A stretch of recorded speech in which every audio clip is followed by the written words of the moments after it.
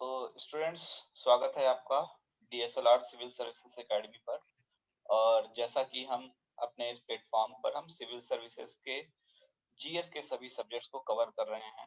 और इसी श्रृंखला में अभी हम वर्ल्ड ज्योग्राफी सब्जेक्ट कवर कर रहे हैं, जिसमें हम एशिया का चैप्टर देख रहे हैं।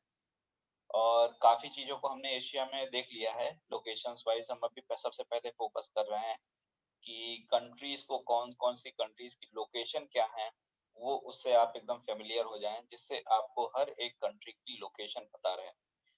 क्योंकि सिर्फ ज्योग्राफी के पॉइंट ऑफ व्यू से नहीं, बल्कि अगर आप जैसे मेंस के सब्जेक्ट्स जब लिखने के लिए जाते हैं, इंटरनेशनल रिलेशंस वगैरह के, तो आपको हर एक कंट्री की लोकेशन का पता होना बहुत ही जरूरी होता है। क्योंकि उससे संबंधित तथ्यों के बारे में तभी आप जान सकते हैं। जो भी कुछ डिस्प्यूट वगैरह हैं, वो आप तभी जान पाएंगे जब आप कंट्रीज की लोकेशन को अच्छे से समझ रहे हो। क्योंकि आप जानते ही हैं कि कंट्रीज की लोकेशन अगर कहीं पे रेड सी से जुड़ा हुआ है, या कहीं चाइना के साथ में जुड़ा हुआ बाउंड्री है, तो अगर कोई कंट्री चाइना के साथ भी बाउंड्री शेयर कर रहा है और इंडिया के साथ भी बाउंड्री शेयर कर रहा है, तो इनडायरेक्टली आप समझ ही रहे हैं कि उसका भारत से संबंध हो ही जाएगा। जैसे आप भूटान की बात कर लें, या फिर म्यांमार की बात कर लेते हैं, तो इस तरीके से अगर आप पाक ऑक्युपाइड कश्मीर की बात करते हैं, तो वहां पर पाकिस्तान ने अपना कुछ हिस्सा ही चीन को दे रखा है। तो कहीं ना कहीं आपको ज्योग्राफी में, वर्ल्ड ज्योग्राफी जब आप कवर करते हो, तो चाहे एशिया की बात हो या वर्ल्ड लेवल पे, आपको कंट्रीज की लोकेशन पता होनी चाहिए। और इसीलिए हम सबसे पहले फोकस इसी बात पर कर रहे हैं कि हर एक कंट्रीज का लोकेशन जान लिया जाए। और इसीलिए हमने अब तक जो देखा था, फोकस पहले किया था, हमने किया था साउथ ईस्ट एशिया कंट्रीज को हमने देखा था। हमारे सरकार की अगर हम बात कहें कि एक फिलॉसफी रही है, कॉन्सेप्ट रहा है, look east policy, look west policy, और उसको हम फॉलो करते रहे हैं अपने इंटरनेशनल रिलेशंस में। तो जब भी हम इस तरीके की बातें करेंगे, तो हमको उन कंट्रीज के बारे में बात करनी पड़ेगी। जैसे अभी हमने बात की थी कुछ समय पहले, एक बात चल रही थी कि एशियान देशों के साथ में और चाइना के साथ में जो एक वहां पे ऑस्ट्रेलिया और न्यूजीलैंड बनकर इन्होंने एक अपना एक गठबंधन बना लिया था, जिससे कि फ्री ट्रेड हो सके। तो भारत ने उसका हिस्सा बनने से मना कर दिया। तो अगर भारत इनसे हिस्सा बनने से मना कर देता है, तो वहां पर कौन कौन सी कंट्रीज हैं और उससे भारत का क्या क्या इम्पैक्ट हो सकता है। जैसे मलेशिया जैसे देश हैं, जहां से अगर हम कहें कि पाम ऑयल की वगैरह की काफी प्रोडक्शन होता है, जहाँ की चाइना जैसी कंपनियां, जो चाइना की जो कंपनियां होती हैं, वो उसको वहां पर प्रोडक्ट प्रोडक्ट बनाती हैं और इंडिया में ले आके बेचती हैं। और इंडोनेशिया की जैसे हम बात करते हैं, इंडोनेशिया के मसाले वगैरह कहें तो काफी अच्छे क्वालिटी के होते हैं। और एक ये द्वीपी देश है। या फिर अगर हम कहें कि किस तरह से, जैसे अगर हम एक डिजास्टर की बात कर लें, सुनामी जिस तरीके से हमारे यहाँ 2004-05 में आया था, इंडोनेशिया भी उससे काफी इम्पैक्ट रहा था। तो उस लिए लिहाज से भी अगर हम देखें, तो इनकी लोकेशन बताने का मतलब ये है कि इनकी लोकेशंस को जानना हमें बहुत ही इम्पोर्टेंट होता है, इसलिए हम इस पे बहुत ज्यादा फोकस करते हैं। और जब आप प्री का एग्जाम देने जाते हैं, तो कई बार इन लोकेशन से ही संबंधित आपके फैक्चुअल क्वेश्चन पूछ ले जाते हैं, या फिर स्टेटमेंट बना के क्वेश्चन पूछ ले जाते हैं। जैसे आपसे अगर जस्ट एक एग्जांपल पूछ लिया कि बोर्नियो द्वीप जो है, वो कहाँ, बोर्नियो द्वीप कहाँ पर पाया जाता है, ठीक है, आपके पास तो ऑप्शन दे दिए, Asia, Europe, north America, south America. तो आपको अगर लोकेशन पता रहेगी, तभी आप उसका आंसर दे सकते हैं, ठीक है। इसलिए मैप में आप इसको जरूर से देखिए। और साथ ही साथ हमेशा की तरह आप अपनी एक रनिंग नोट्स भी जरूर बनाइए, जिसमें आप अपने लैंग्वेज में कुछ भी आड़ा तिरछा, आपको गोला बनाना है, जैसे सर्कल करना है, ट्रायंगल बनाना है, जो आपकी इच्छा हो वो करें। लेकिन साथ में उसके क्या करें, आप एक लोकेशन बनाते हुए चलें, ठीक है। तो चलिए शुरू करते हैं। और जैसा कि अभी हम ज्योग्राफी में वर्ल्ड ज्योग्राफी को कवर कर रहे हैं, जल्दी हम फिजिकल ज्योग्राफी को भी स्टार्ट करेंगे और एंशियंट हिस्ट्री को भी स्टार्ट करेंगे, जिससे कि हमारा विद इन टाइम हम ज्यादा से ज्यादा कोर्स कवर कर सकें, ठीक है। तो चलिए आगे बढ़ते हैं। ये सारी चीजें वेस्ट एशिया की कंट्रीज वगैरह हमने कल ऑलरेडी कवर कर लिया था। थोड़ा सा आपको याद होगा, जैसे कि ईरान के बारे में हमने बताया था कि ये वेस्ट एशिया की सबसे पॉपुलेटेड कंट्री है। सऊदी अरेबिया सबसे बड़ी कंट्री होती है, ठीक है। उसके बाद सीरिया और इराक, जॉर्डन, इन सब देशों के बारे में, लेबनान, इसराइल, और यहीं पे छोटा सा फलस्तीन जो है, जहां पर एक तरीके से क्या कहानी रहती है कि इसराइलियों का फलस्तीनियों से एक संघर्ष चलता ही रहता है। और हमने वो बात भी की थी वहां पे कि किस तरीके से रामाल्ला और वाले जो वेस्ट बैंक है और जो हमारा यहाँ पे छोटा सा एक एरिया आ जाता है गाजा पट्टी का, वहां पे फिलिस्तीनी निवास करते हैं। ठीक है, इन तरह की चीजें हमने ऑलरेडी कवर की हुई हैं। थोड़ा आगे और बढ़ते हैं हम। ये चीजें हमने इस तरह से, इसी तरह से आप एक डायग्राम अपने नोट्स में बनाते हुए इन चीजों को कवर करते हुए चल सकते हैं। ये वाला पोर्शन हमने देखा था कि ये एक अरब प्रायद्वीप है, ठीक है, जिसमें कौन कौन सी कंट्रीज आती हैं आप देख सकते हैं यहाँ पे। सऊदी अरेबिया, यमन हो गया, ओमान हो गया, इससे ही लगा यूएई है, फिर यहाँ पर कतर, कतर के साथ ही छोटा सा बहरीन लगा है, फिर यहाँ पर कुवैत लगा हुआ है। ठीक है, ये सारी चीजें ऑलरेडी हम देख चुके हैं यहाँ पर। और ट्रॉपिक ऑफ कैंकर को वेस्टर्न एशिया के 3 देश कौन कौन से थे? Saudi Arabia, UAE, Oman. और कौन सी कंट्री की जो कैपिटल है जो ट्रॉपिक ऑफ कैंकर से पास होती है? तो ओमान की कैपिटल मस्कट पास होती है, इसको भी हमने देखा था। गल्फ ऑफ अकावा रेड सी का पार्ट है, ये भी हमने ऑलरेडी कवर कर लिया था। रेड सी से 4 कंट्रीज कवर हो रही थी। सिनाई प्रायद्वीप, सिनाई प्रायद्वीप के बारे में हमने जाना था। ठीक है, ये सारी चीजें, जेरूसलम का किस तरीके से विवाद है, किस तरीके से ये देखिए, ये वेस्ट बैंक हो गया और ये हमारा गाजा स्ट्रिप हो गया, और ऊपर में ये गोलन हाइट्स है, यहाँ वाला पोर्शन गोलन हाइट्स है जिससे सीरिया से हमेशा विवाद रहता है। ठीक है, ये सारी चीजें हमने देख ली थी। ठीक है, वेस्ट बैंक, गाजा पट्टी जहाँ पे फिलीपींस के लोग रहते हैं। और उसके बाद में गल्फ ऑफ पर्सिया है, और यहाँ पे गल्फ ऑफ ओमान, इनके बीच में भी एक स्टेट पाई जाती है। ठीक है, इनके बीच में एक स्टेट पाई जाती है। और साथ ही साथ यहाँ पर अगर हम कहें तो सऊदी अरब और सिनाई प्रायद्वीप को भी एक स्टेट अलग कर रही होती, तीरन स्टेट। उसके बाद हम सेंट्रल एशिया में आए थे, हमने देखा था कजाकिस्तान सबसे बड़ा लैंडलॉक कंट्री है। उज्बेकिस्तान, तुर्कमेनिस्तान, 5 स्थान हमने देखे थे, यहाँ पे पाकिस्तान उनमें से नहीं था। Kyrgyzstan, Uzbekistan, Turkmenistan, Tajikistan, Kazakhstan. ठीक है, उसके बाद में यहाँ पे भी हमने 3 कंट्री कैस्पियन सी के साइड में देखे थे। कैस्पियन सी के बारे में हमने जाना था कि ये विश्व की सबसे बड़ी खारे पानी की झील है, जहाँ पे वोल्गा का और यूराल की नदियां का पानी गिरता है। अब वोल्गा के बारे में हमने जाना था कि यूरोप की सबसे लंबी नदी है। उसके बाद में उज्बेकिस्तान एक डबल लैंडलॉक कंट्री है। ठीक है, डबल लैंडलॉक किस तरीके से होता है ये भी हमने देखा था। उसके बाद में यहीं पे एक छोटा सा देश साइप्रस, जो ये उसमें आता है, हमारा किस में आता है, ये वेस्टर्न कंट्रीज में आता है, वो भी हमने जान रहा था। ठीक है, कि ये मेडिटेरियन सी में ही पाया जाता है, ये भी एक तरह से द्वीप है। साथ में हमने अपनी कहानी जो खत्म की थी वो यहाँ पर खत्म की थी कि अरल झील कहाँ पर, उज्बेकिस्तान और कजाकिस्तान के बीच में पाया जाता है, जो कि ऑलमोस्ट 70% ऑफ लैंड में कन्वर्ट होता जा रहा है। ठीक है, 70% ऑलमोस्ट कन्वर्ट हो चुका है और फ्यूचर में भी ये फर्दर अभी होता ही जा रहा है। ठीक है, यहाँ तक की बातें हमने कवर कर ली थी। ये कैस्पियन सी को टच करने वाले देशों की संख्या भी हमने देख लिया था ऑलरेडी, आप देख भी सकते हैं यहाँ पर 1 2 3 4, नीचे से ईरान 5। ठीक है, अब थोड़ा सा अच्छा एक चीज और आप ध्यान दे सकते हैं, ईरान इसमें से किस में पाया जाता है?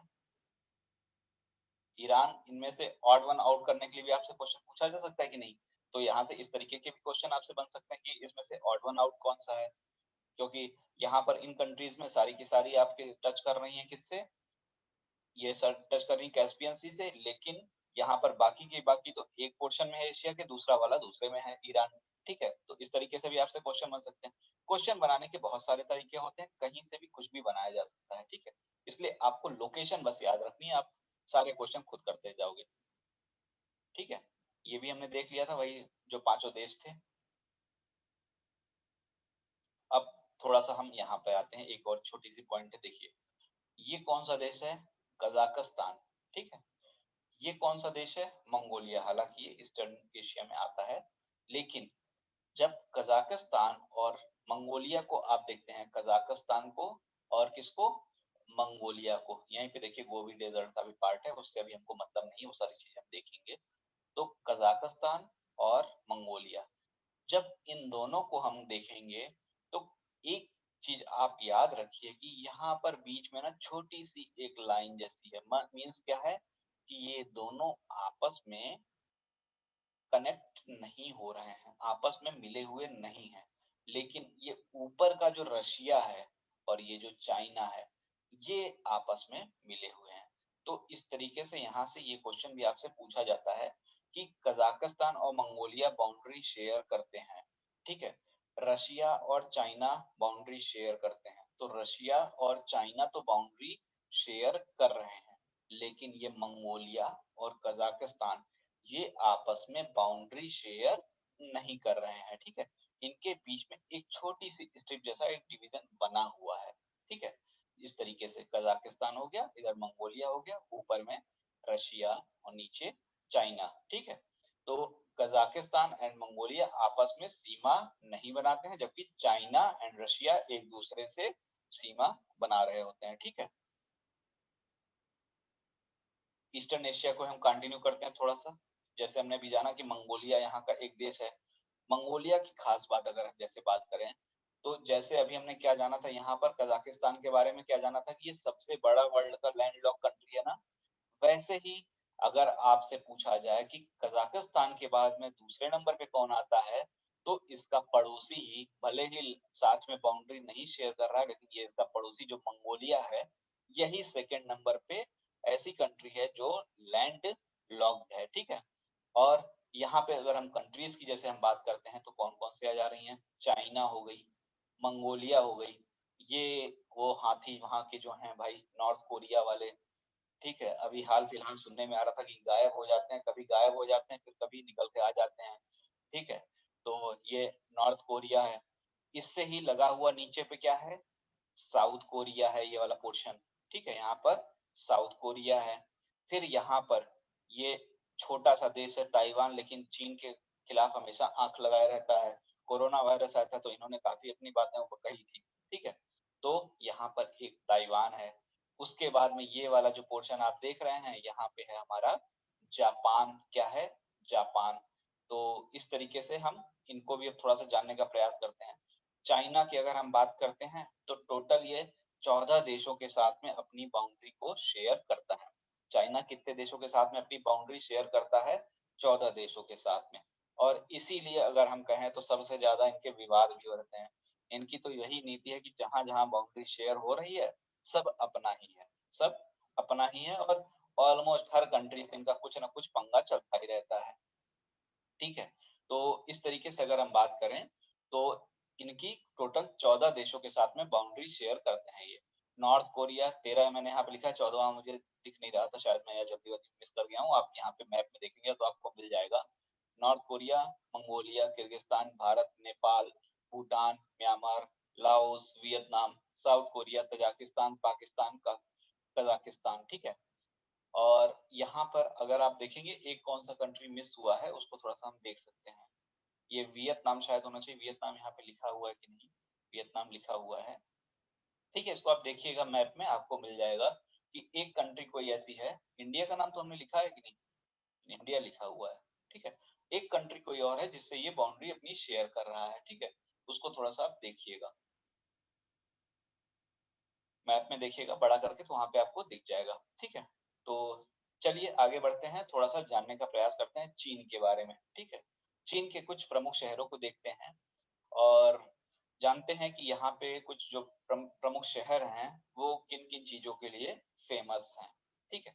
तो जैसे जब आप चीन में जाते हैं, चीन का मैप जब आप देखते हैं ना, ये यहाँ वाला, ये वाला जो पोर्शन है, ये वाला, तो यहाँ वाला जो पोर्शन है, इसको एक नाम दिया जाता है मंचूरिया मैदान, ठीक है। या इसको एक नाम दिया जाता है यहाँ पर मकदेन ट्रायंगल का यहाँ पे बनता है।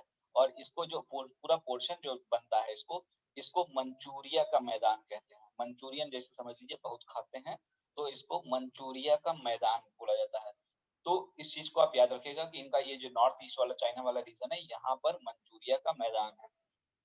और ये जो रीजन है, ये पेट्रोलियम, कोयले और लव एस के लिए काफी ज्यादा फेमस है, ठीक है। और साथ ही साथ में जब आप थोड़ा सा नीचे आएंगे ना, तो यहीं पर इनसे लगा हुआ एक हांगकांग और मकाऊ है। हांगकांग और मकाऊ है। हांगकांग के बारे में आप जानते हैं कि कोरोना आने से पहले यहाँ के लोग काफी विद्रोह कर रहे थे। ये अपने आप को चीन से स्वतंत्र मांग रहे थे, स्वतंत्रता मांग। एक्चुअली आप जानते हैं कि 1997 में पहले ये ब्रिटिशों का शासन में हुआ करता था, एक तरीके से उनका उपनिवेश हुआ करता था। उसके बाद यहाँ पर उन्होंने क्या किया, इनको चीन को दिया, एक तरीके से उनके बीच में संधि हुई। और इन्होंने अपना जो ब्रिटिशर्स थे उन्होंने चीन को अपना हैंड ओवर कर दिया, इनके ऊपर का शासन वगैरह। और इनको विदेश वगैरह, जैसे कि भारत में भी क्या हुआ करता था जम्मू कश्मीर के सिलसिले में, कि कुछ सर्टेन पॉइंट जैसे थे, जैसे विदेश नीति, रक्षा, इनको छोड़कर बाकी सारी चीजों के लिए उनको फ्रीडम एक तरह से दिया हुआ था ना। तो वैसा ही यहाँ पर भी था। यहाँ पर भी क्या है कि हांगकांग की जो विदेश नीति वगैरह होगी, सब कुछ होगा, वो सारा कंट्रोल करेगा, ठीक है। तो इस तरीके से ये लोग अपने आप को पूर्ण रूप से स्वतंत्रता चाह रहे थे, इसलिए इनका काफी विवाद चल रहा था। और उसके बाद में आ गया कोरोना वायरस, इन लोग को काफी ठंडे बस्ते में डाल दिया गया, लेकिन वहां पर दबे पांव अब भी विद्रोह होते ही रहते हैं, ठीक है। तो हांगकांग की लोकेशन यही नीचे पर है, ठीक है, इसके बगल में मकाऊ है। और ये है हमारा मंचूरियन का मैदान। किसके लिए फेमस है? खाने की चीजों के लिए फेमस नहीं है। ये लोहे के लिए फेमस है, और किसके लिए? कोयले के लिए और पेट्रोलियम पदार्थों के लिए, ठीक। उसके बाद में यहाँ पर देखिए, ये जो ताइवान है और ये जो चाइना है, इनको एक जल संधि अलग कर रही होती है। क्या अलग कर रही होती है? एक जल संधि अलग कर रही होती है, और उस जल संधि का नाम प्रेजेंट में है ताइवान जल संधि, लेकिन इसको फॉर्मोसा जल संधि के नाम से, फॉर्मोसा जल संधि के नाम से भी जाना जाता है। इनके बीच में एक फॉर्मोसा या ताइवान जल संधि है, और राजधानी आप अगर हम ताइवान की कहें तो ताइपे है, ठीक है। और ये डिवाइड किसको कर रही थी? चाइना और ताइवान को कौन सी जल संधि डिवाइड कर रही है? फॉर्मोसा। या आपसे यहाँ पर इस तरीके से क्वेश्चन पूछा जा सकता है कि फॉर्मोसा जल संधि कहाँ पाई जाती है, तो किन किन देशों को डिवाइड करती है? तो किसको किसको डिवाइड कर रही होती है? चाइना को और ताइवान को। ताइवान तो देखिए ऑप्शन में नहीं रहेगा, नाम रहेगा फॉर्मोसा, क्योंकि ताइवान से आपको आधी कहानी तो वहीं पता चल जाएगी कि नाम ताइवान दे दिया है तो ताइवान को ही अलग कर रहा होगा, ठीक है। और ताइवान की अगर आप लोकेशन देखें तो चाइना ही समझ में आ रहा है, आसपास में, दूर दूर तक कहानी नहीं है। तो इससे तो बहुत ही आसानी से आदमी बता सकता है, इसलिए अक्सर अगर आपसे क्वेश्चन पूछा जाएगा तो फॉर्मोसा नाम से ही पूछा जाएगा, ठीक है। उसके बाद में ये यहाँ पे ना 3 क्षेत्र हैं। ये वाला जो क्षेत्र हमने बताया ना, यहीं पर 3 क्षेत्र पाए जाते हैं, जिनका नाम है, अगर आप मैप में देखेंगे तो अजीब अजीब से इनके नाम है: चुंगदुंग, शेंगयांग, अंश्यांग। चुंगदुंग, शेंगयांग, अंश्यांग। ये तीनों जो है ना, एक तरीके से ट्रायंगल फॉर्म करते हैं। ये तीनों एक तरीके से ट्रायंगल फॉर्म करते हैं, जो कि मकदेन ट्रायंगल कहा जाता है। जिसको क्या कहा जाता है? मकदेन ट्रायंगल। तो मकदेन ट्रायंगल ये तीनों फॉर्म कर रहे होते हैं, और इसी नॉर्थ ईस्ट फॉर्म जो हमारा अभी मंचूरिया वाला मैदान था, उसी रीजन में ये पाए जाते हैं। और अगर मंचूरिया का मैदान फेमस है पेट्रोलियम कोयले लौह के लिए, तो ये भी किसी लिए फेमस होंगे? ये भी वही फेमस है, लौह इस्पात उद्योग के लिए काफी प्रमुख क्षेत्र है ये, ठीक है। उसके बाद में यहाँ पर देखिए सबसे खतरनाक शहर है, जिसने पूरे विश्व को तबाह करके रख दिया है, ठीक है। कौन सा है? ये है वुहान। ये है वुहान। और ये वुहान जो है, ये यांसी नदी के किनारे पर है, और ये सूती वस्त्र उद्योग का एक केंद्र है। किसका केंद्र है? सूती वस्त्र। और ये यांसी नदी जो है, इसी के किनारे हमारा यहाँ पर एक शंघाई शहर भी है, जो काफी फेमस है, ठीक है। शंघाई काफी प्रमुख शहर है चाइना का, वो भी इसी नदी के किनारे में है, यांसी नदी के किनारे में ही है। और यह भी फेमस सेम चीज के लिए है, ठीक है। और उसके बाद में चीन की राजधानी, जैसे आप बीजिंग जानती हैं, तो बीजिंग थोड़ा सा अंदर में है। उससे लगा हुआ यहाँ पर एक तटीय क्षेत्र है, जो जिसका नाम है तियानजिंग। क्या नाम है? तियानजिंग। और इस तियानजिन में यहाँ पर व्यापार वगैरह काफी होता है, तटीय क्षेत्र है, और जल उद्योग यहाँ पर बहुत ही अच्छे से विकसित है। जलयान उद्योग यहाँ पर बहुत अच्छे से विकसित है। तो इस तरीके से इस लोकेशन को भी आप याद रखिएगा, कभी मैच कराने के लिए आपसे पूछा जा सकता है, ठीक है। और उसके बाद में जो ये हमने अभी मकदेन के मैदान में बात की थी, कहाँ पे? मकदेन की मैदान की हमने जो बात की थी, उसमें 3 क्षेत्र बताए थे ना, शेनयांग, चुंगडुंग और अंश्यांग। तो इसमें से ये शेंगयांग जो है, ठीक है, कहाँ गया? यहाँ पे हम देखते हैं। ये यहाँ पे शेंगयांग जो है, ये वाला, इसको यहाँ पे ये रहा, यहाँ थोड़ा ज्यादा क्लियर दिख रहा है शेंगयांग। ये जो है, इसको कहा जाता है, ये चाइना का पिट्सबर्ग है। क्या है? ये चाइना का पिट्सबर्ग है, ठीक है। और यहाँ पर क्या कहानी है? इस पिट्सबर्ग में अगर हम बात करते हैं, तो यह फेमस है अपने, ये फेमस है अपने लौह इस्पात उद्योग के लिए, ठीक है। अभी हमने बात की थी थोड़ी देर पहले ही, ये रीजन में लौह इस्पात वगैरह काफी पाए जाते हैं, ठीक है। तो ये रीजन जो है, शेंगयांग जो है, चीन का पिट्सबर्ग कहा जाता है। चीन का पिट्सबर्ग किसको कहा जाता है? शेंगयांग को, ठीक है। उसके बाद में यहीं पर एक बोहोतू शहर भी है, जो वो भी लौह इस्पात का ही एक केंद्र है। बोहोतू शहर भी लौह इस्पात का केंद्र है। ये सारी चीजों को आप नोट करते हुए चलिएगा, क्योंकि अभी सिर्फ आप ऐसे देख रहे होंगे, मिस कर जाएगा, ठीक है? लेकिन आप अपने पेपर में एक जगह पे नोट करते हुए चलिए। और नीचे में जब हांगकांग के पास में आते हैं, हांगकांग के पास में ही एक ग्वांगचो करके शहर है। क्या शहर है? ग्वांगचो। और ये ग्वांगचो शहर जो है कागज उद्योग के लिए अपने फेमस है। किसके लिए फेमस है? कागज उद्योग के लिए प्रसिद्ध है, ठीक है? तियानजिंग हमने देख लिया, तट का कार्य करता है और जलयान उद्योग के लिए काफी विकसित है यहाँ पर। और लौह इस्पात केंद्र कहाँ पर है? भोतू में है। उसके बाद में ग्वांगचो में कागज उद्योग है, ठीक है? ये चीजें हमने कवर की। उसके बाद में एक हैनन द्वीप आपसे लोकेशन अगर पूछा जाता है, तो ये हांगकांग और मकाऊ के बाद में भी नीचे जब आपसे पूछा जाए कि हैनन द्वीप किस लोकेशन पे है, तो यही चाइना का ही वो नीचे जस्ट यहाँ पर, जैसे हमारे यहाँ श्रीलंका नीचे लगा हुआ है, लेकिन श्रीलंका अपना एक अलग देश है, लेकिन यहाँ पर ये हैनन द्वीप अलग से है, जो चाइना का ही पार्ट है, ठीक? चलिए आगे बढ़ते हैं। ये तो पूरा यहाँ पर मैप ये हो गया। ये आप ये देख लिए, मकेन का मैप यहाँ पर हो गया, तियानजिंग यहाँ पर हो गया, ये बीजन हो गया, ये बहुत हो गया, होबोत या होबोत बहुत इसको कहते हैं, ठीक है? उसके बाद में ये आपका यहाँ पर जब जाएंगे, यहाँ पर आपको वुहान शहर मिलेगा, ये वुहान शहर हो गया। यहीं से लगा हुआ ये शंघाई शहर हो गया, शंघाई और वुहान। अब आप सोचिए, वुहान से शंघाई तक नहीं पहुंचा कोरोना वायरस, और इंडिया और वर्ल्ड में पूरे जगह फैल गया, यूएसए में फैल गया, और यहाँ से यहाँ तक ठीक से नहीं फैल पाए, और शंघाई उनकी सबसे मेन सिटी है।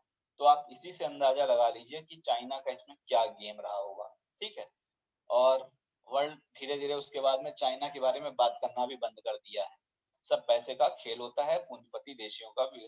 कहने को चाइना भी एक समाजवादी देश है, लेकिन उन्होंने अपने संविधान में भी बदल कर लिख दिया है कि मार्केट ड्रिवेन सोशलिज्म, मतलब मार्केट के आधार पर सोशलिज्म। मार्केट आधार पर सोशलिज्म क्या होता है? पूंजीवादी तो होता है, ठीक है? उसके बाद में ये संघाई के बारे में जैसे हमने बात की, संघाई भी क्या है? वुहान की तरह एक सूती वस्त्र उद्योग के लिए फेमस जगह है, और इसको चीन का मैनचेस्टर कहते हैं। चीन का मैनचेस्टर कहते हैं। पिट्सबर्ग कहाँ पे था? पिट्सबर्ग ऊपर था शिनजियांग में, और ये कहाँ पे है? चीन का मैनचेस्टर है सूती वस्त्र उद्योग के लिए। संघाई, तो संघाई क्या हुआ? सूती वस्त्र उद्योग के लिए प्रसिद्ध है। यह भी एक तटीय क्षेत्र है, और किस नदी के किनारे है? आपने यहाँ पर ऑलरेडी उसको देख लिया। जिस नदी के किनारे वुहान नदी थी, यांगसी, ये नदी के किनारे वुहान था, उसी नदी के किनारे ये शंघाई भी है, ठीक है? दोनों सेम नदी के किनारे हैं, और दोनों ही सूती वस्त्र उद्योग के लिए फेमस हैं। लेकिन मैनचेस्टर का खिताब किसको दिया गया है? मैनचेस्टर का खिताब शंघाई को दिया गया है, ना कि वुहान को। वुहान को आप कोरोना का खिताब दे सकते हैं, ठीक है? तो आगे बढ़ते हैं। अभी हमने जैसे वही बात की, बहुतु लौह इस्पात केंद्र, ग्वांगचो कागज उद्योग, तियानजिंग तट का कार्य, जल उद्योग का विकास, शेनयांग चीन का पिट्सबर्ग लौह इस्पात उद्योग के लिए प्रसिद्ध है, वुहान यांगसी नदी के किनारे है, सूती वस्त्र उद्योग के लिए प्रसिद्ध है, शंघाई भी इसी नदी के किनारे है, तटीय क्षेत्र है, सूती वस्त्र के लिए प्रसिद्ध है। उसके बाद मंचूरिया का मैदान, जो कहने को मंचूरियन से मिलता जुलता है, लेकिन यहाँ पर लोहा पाया जाता है, पेट्रोलियम पाया जाता है, और कोयला पाया जाता है, ठीक है? और यहीं पर मकदेन का भी ट्रायंगल पाया जाता है, जिसमें कौन सी जगह थी? शेन यांग, ठीक है? ये तो हो गई थी बात किसकी? चीन के कुछ प्रमुख शहरों की। अब हम थोड़ा सा घुसते हैं जापान में, ठीक है? जापान भी कई द्वीपों से मिलकर बना है, लेकिन अगर हम मेन द्वीपों की इसकी बात करें, तो जो ये आपको घिरे हुए पोर्शन दिख रहे हैं, जो ये घिरे हुए पोर्शन दिख रहे हैं, यही यहाँ के मेन द्वीप हैं। कौन कौन से? होक्काइडो, कौन कौन से? होक्काइडो, होन्शु, शिकोकू और क्यूशु, ठीक है? ये चार यहाँ के मेन द्वीप हैं।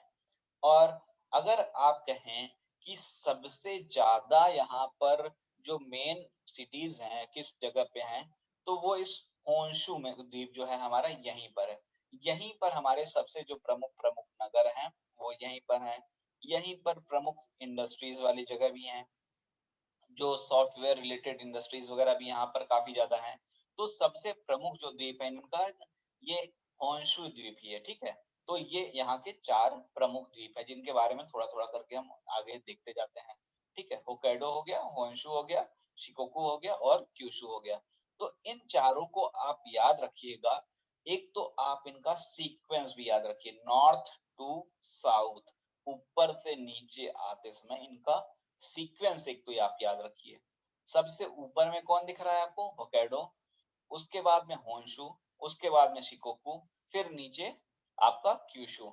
तो एक तो ये सीक्वेंस ही कई बार पूछ लिया जाता है, या फिर आपसे ये क्वेश्चन पूछा जा सकता है कि इनमें से जापान के द्वीप कौन से हैं, या फिर किसी चार का दो का नाम दे दिया, तीन का नाम दे दिया, इनमें से कौन कौन से जापान में है। एक हो सकता है इंडोनेशिया का सुमात्रा या जावा लिख दे। ठीक है, तो इस तरीके से क्वेश्चन बन सकते हैं। और लोकेशन को आप ऐसे ही याद रखिएगा। यहाँ पर आप देखिए सी ऑफ जापान है और इधर में आपका पैसिफिक ओशियन है। एक तरफ सी ऑफ जापान ईस्ट सी, और यहाँ पर दूसरे साइड में इसका पैसिफिक ओशियन है। ठीक है, तो चलते हैं।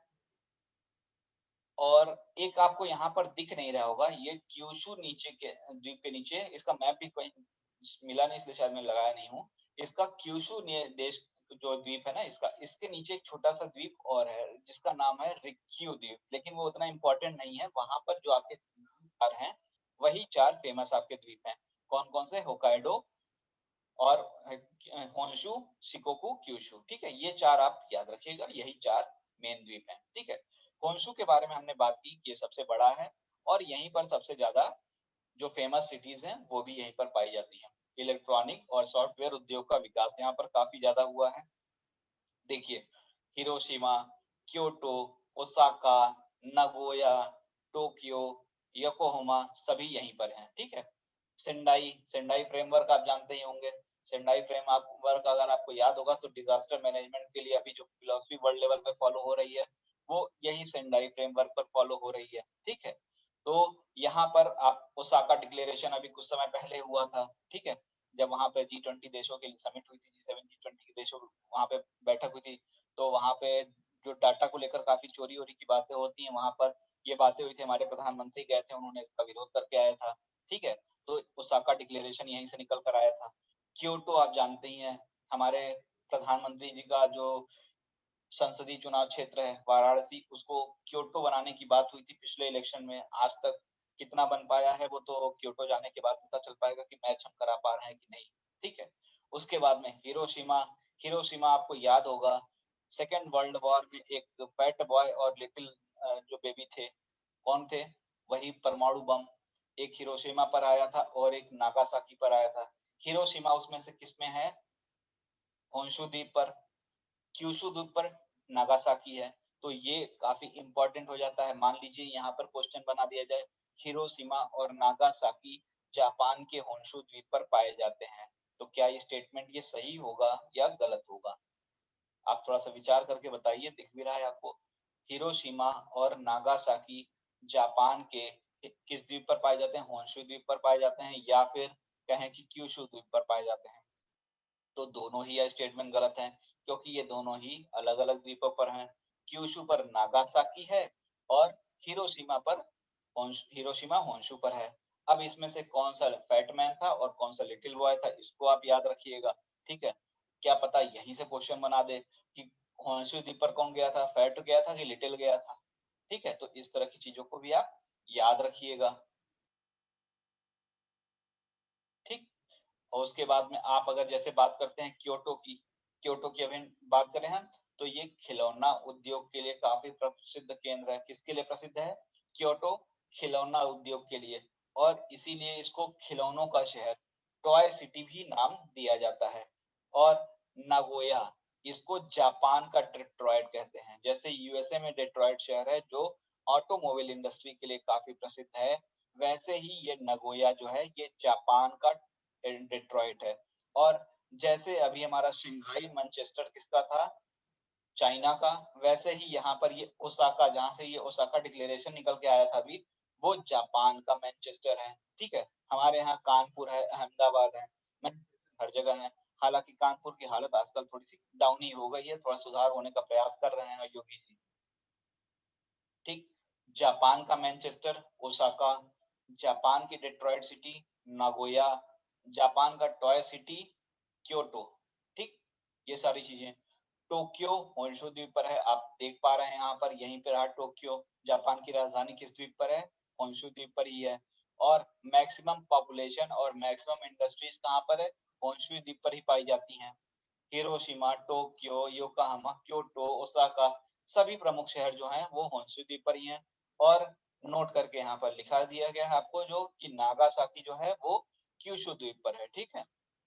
ये ऑलरेडी हमने चीजों को कवर कर लिया। उसके बाद में थोड़ी सी कुछ स्टेट वगैरह हैं, जैसे ये साउथ कोरिया है, ठीक है। साउथ कोरिया और जापान, इनके बीच में एक कोरिया स्टेट है, कोरिया जल संधि। वो इन दोनों को, साउथ कोरिया को और जापान को आपस में अलग कर रही होती है। तो क्वेश्चन अगर आपसे ये पूछा जाए, जापान और साउथ कोरिया, साउथ कोरिया को मोटू का देश मत समझिएगा, वो नॉर्थ कोरिया में है, ठीक है।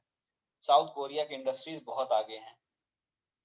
इन दोनों में जमीन आसमान का अंतर देखने को मिलता है, ठीक है।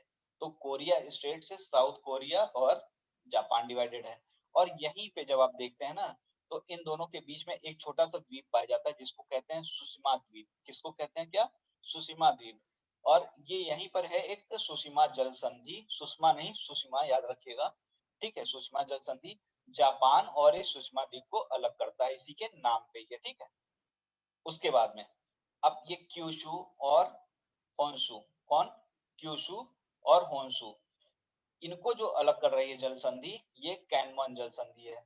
इनके बीच में यहाँ पर कैनमोन, कैनमोन जल संधि क्यूशु और होन्शु को अलग करती है, ठीक है। तो इसको भी याद रखिएगा। साथ ही में होगैटो और इसको होन्शु को सुगुरु जल संधि अलग कर रही होती है। होक्काइडो को और इसको सुगुरु जल संधि किसको? होन्शु को अलग कर रही होती है। और ऊपर में जब आप जाते हैं ना, यहाँ पे ये चाइना का पार्ट एक दिख रहा होता है, यहाँ पर एक लाप्रोज स्ट्रेट है, वो होक्काइडो को इससे अलग कर रहा होता है। अभी आगे हम देखेंगे, ठीक है।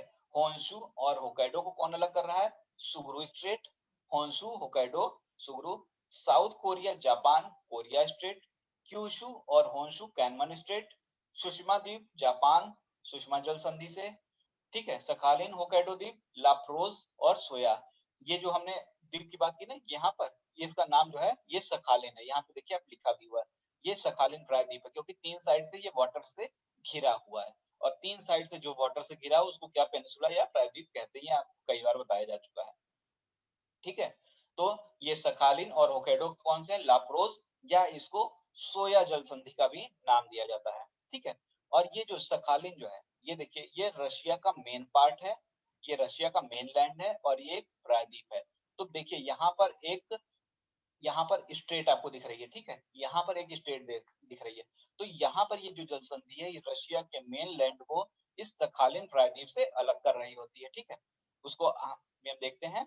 और ये तरतरी जल संधि या टर्टरी जल संधि, स्पेलिंग वाइज हिंदी में प्रोनाउंसिएशन अलग अलग हो जाता है, तो उसके हिसाब से आप देख लीजिएगा।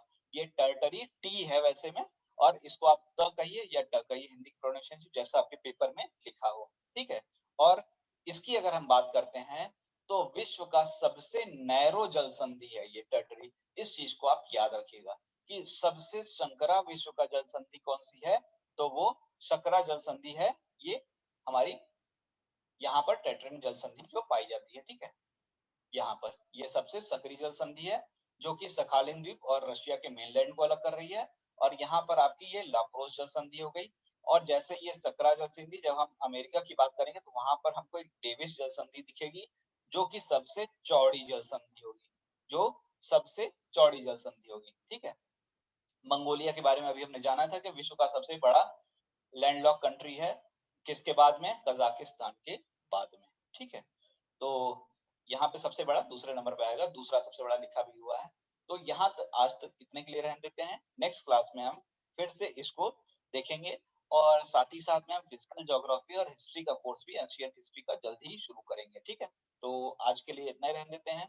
आपके कुछ क्वेश्चंस होते हैं, क्वेरीज होते हैं, तो उसको आप डाल दीजिएगा डिस्कशन में या चैट में, वहां से आपको आंसर मिल जाएगा, ठीक है। और जब भी क्लास आपकी स्टार्ट होती है, आपके पास नोटिफिकेशन जाता है, आप उस नोटिफिकेशन को ध्यान दिए रहा करिए।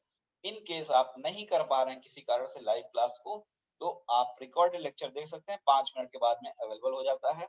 और अपना थोड़ा सा फीडबैक क्लास के रिकॉर्डिंग देते रहें, जिससे कि हम थोड़ा सा और इम्प्रूवमेंट करने का प्रयास करते रहें, ठीक है। तो आपका जो सजेशन वगैरह रहेगा उसको हमको और इम्प्रूवमेंट करने में थोड़ा सा हमको सहायता मिले, क्योंकि फीडबैक से ही हम इम्प्रूवमेंट कर सकते हैं। तो आज के लिए इतना ही रहने देते हैं। Thank you.